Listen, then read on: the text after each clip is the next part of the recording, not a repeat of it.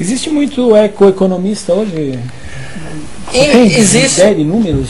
Não tenho ideia de números. Existe um movimento no mundo inteiro, na França, existe os físicos também extremamente contra a... Isso é uma informação técnica, mas a economia nasceu há 200 anos atrás e ela é uma irmã siamesa da física.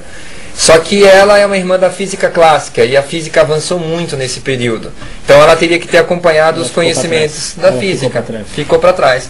Mas a economia ecológica ela ainda tem que ter um salto adicional para derrubar a teoria neoclássica com uma solução, uma substituição das ideias que estão levando a humanidade ao precipício. Ok, o Hélio Spínola parabeniza pelo nosso programa. Falando um pouco sobre município, estado, país, Hugo, estamos aí, agora que a Copa acabou, estamos entrando na fase da eleição, né? Uhum. E nós temos três grandes candidatos, grandes em volume, né, em intenção de voto, sendo que os dois primeiros, se não falam muito pouco sobre o tema sustentabilidade ou sobre o tema que nós estamos aqui abordando. E a terceira colocada, que teoricamente não vai para o segundo turno, é que fala mais sobre o assunto. Hugo, você acredita que a população ainda não está preparada para discutir o assunto sustentabilidade? Olha, eu acho que, infelizmente, ainda não está no radar das pessoas. Eu acho que, como eu disse no início do programa, existe uma desconexão total com a natureza. Não sei o que a gente pode fazer para refazer essa conexão. A atuação dos ambientalistas tem sido muito deletéria no aspecto que tem muito ambientalista sério, mas a gente precisa perder de vista essa noção de que quem é ambientalista é sempre pessoas corretas, honestas, etc. Eu acho que o problema é você tomar muito cuidado com os extremos. O extremo econômico é idêntico ao extremo ambientalista.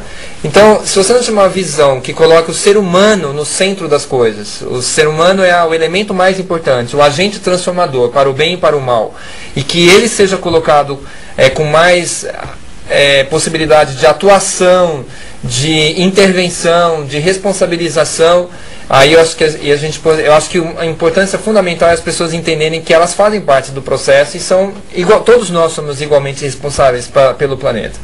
Então acho que valeria a pena, de repente, só depois desse salto, a gente ter essa discussão mais presente. Você acha que essa não atenção à sustentabilidade, ela é uma coisa do brasileiro ou isso ainda não despertou na população mundial? É uma questão só nacional, ou seja, os candidatos melhor colocados não falam de sustentabilidade, não. Mas é só no Brasil ou é no mundo inteiro? Não, é no mundo inteiro. A incompreensão sobre a questão da sustentabilidade, sobre as descobertas científicas, o que realmente está acontecendo com o planeta, porque acho que vale a pena mencionar, não querendo ser muito catastrofista, eu acho que existem muitas soluções do que a gente pode e deveria fazer para reduzir a nossa pegada ecológica. Mas é bom que fique bem claro que nada disso está sendo feito em nenhum lugar do mundo. Nós continuamos ainda seguindo uma rota em direção ao precipício. E tem uma parábola, a parábola dos sapos, né, que você pega um sapo, joga numa panela de água quente e ele morre. E tem um outro sapo que você põe numa panela de água fria, você tem um sapo que você joga na panela de água quente, ele se salva, ele vê que está quente, pula e se salva. O outro, você vai cozinhando lentamente, a água estava fria e ele morre. A natureza faz isso com a gente. A natureza nos coloca na posição do segundo sapo que entra na panela de água fria. Tem um conceito chamado resiliência da natureza. Resiliência da natureza é uma normalização. A normalização impede que o problema apareça. Só que a hora que cruzar essa fronteira, é uma ruptura definitiva. Aí que é o que os cientistas chamam de a estrada da humanidade tem um precipício lá na frente. Então, essa resiliência, ela faz com que a gente não enxergue o risco que nós estamos correndo. E isso mostra que se a gente não for realmente muito inteligente e aceitar essa ideia de que nós estamos produzindo um resultado muito grave lá na frente, que já apareceu no maior processo de extinção da vida na Terra dos últimos 65 milhões de anos, e se a gente não mudar antes de chegar no precipício, aí não vai ter salvação. A água está fria ainda?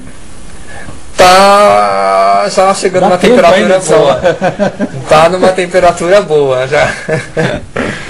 Nós temos aqui a Adriana, ela fala o seguinte: desenvolvimento sustentável é realmente oportunidade e inovação para o mercado? Ou seja, as ações de sustentabilidade, elas tendem a ser uma oportunidade de negócio para as empresas nos dias de hoje? Bom, desde que a gente mude o foco, porque o foco dos negócios tem que deixar de ser apenas o lucro, tá certo? O lucro faz parte, você precisa de reinvestimento, mas ele tem que deixar de ser o único foco.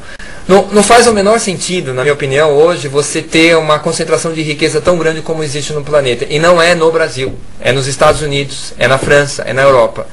A gente tem hoje, por exemplo, na França, uma concentração de riqueza quase tão ruim quanto na época da Maria Antonieta. Nos Estados Unidos, a única renda que subiu desde os anos 70 foi a do 1% mais rico. O dos 2 quartis mais pobres, caiu 25%. Então, a gente está num modelo hoje que ele, além de fazer uma pressão muito estranha, muito perigosa em cima do planeta, a gente está numa situação em que as benesses sociais, os resultados sociais são muito ruins. Então, a ideia é revisar isso aí tudo. Revisar.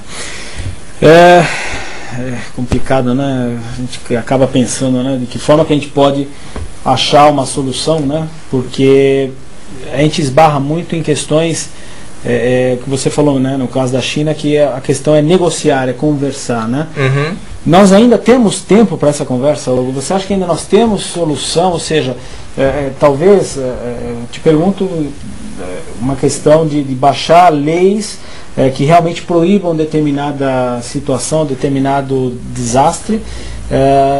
Ainda temos tempo de conversa? Vamos lá. A pergunta certa não é quanto tempo temos, e sim o que nós podemos fazer. Porque mesmo que a gente seja espirrado desse planeta, eu acredito piamente que aquilo que nós estivermos fazendo até esse momento derradeiro vai ser extremamente importante para a nossa moral espiritual. Mas, por que não dá para perguntar quanto tempo nós temos? Pelo seguinte, os cientistas não sabem. A primeira avaliação ecossistema do planeta Terra, ela surgiu em 2006 através de um esforço conjunto de várias instituições chamado Millennium Ecosystem Assessment. E é um trabalho que está disponível na internet. E o primeiro relatório, assim, é de doer. Dos 20 serviços ecológicos da Terra, nós estamos vendo a corrosão de todos eles. A revisão desse trabalho em 2008 saiu com o título, eu estou rindo porque é surreal que ninguém saiba disso, mas o título do trabalho é Colapso Civilizatório. Então, existe muita coisa para ser feita, a gente tem que mudar o padrão das nossas construções, a gente tem que fazer moratória de construção, a gente tem que adotar, falei errado, retrofit, que eu falei agora há pouco, pegar a arquitetura atual e transformar ela mais eficiente do ponto de vista de energia, e matéria, consumo de água. A retrofit é aplicada à arquitetura. Eu queria falar a logística reversa, que é você entregar o produto e fazer o vai e vem da embalagem. E, por exemplo, o Brasil copia o mesmo tipo de construção para clima temperado, edifícios repletos de vidros, isso é para clima temperado. Para o Brasil é extremamente ineficiente do ponto de vista energético. Então, a gente também tem que aprender com a Revolução de Canudos, né, que o primeiro exército que tentou derrotar lá o conselheiro, esqueci o nome dele, foram com uniformes da Europa, do clima frio da Europa, morreram todo mundo, era tudo de veludo, em pleno clima do Nordeste. No segundo eles foram tudo de shortinho, porque, pelo amor de Deus, não dá para fazer uma guerra com tão vestido. Então, o Felipe fala aqui que é o Antônio Conselheiro. Antônio Conselheiro, isso